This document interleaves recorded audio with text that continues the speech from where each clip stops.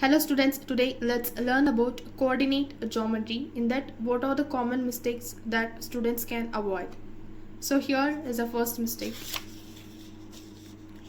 Swapping xy coordinates in formulas. So we have to remember that in a formula like a distance or midpoint, always maintain the order of x1 y1 and x2 y2. So for example, here's the distance formula. To find the distance between a 2, 3 and b 6, 7, we have to use the formula x2 minus x1 whole square plus y2 minus y1 whole square. See, first we have to use x term and then only we have to use y term. So first we have to use x2 minus x1 and then y2 minus y1. So in that center you should add it. So plus symbol should come and then we have to get square root of it. So if we do simplifications, we will get the value as root 32. And here is the second mistake.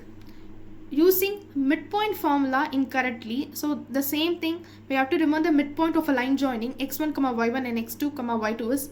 So here is the correct formula to find the midpoint. x1 plus, we have to use plus x2 by 2. So but here you have to use minus. So you just have to concentrate on it.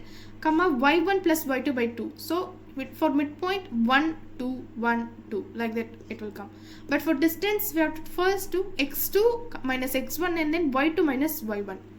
So if you find out, here's an example. Find midpoint of a 1 4 and b 5 8. So if we do the simplification, you will get the answer as 3 6.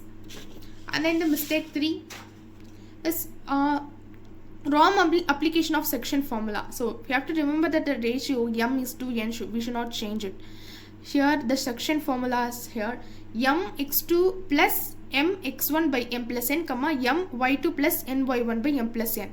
So here is an example.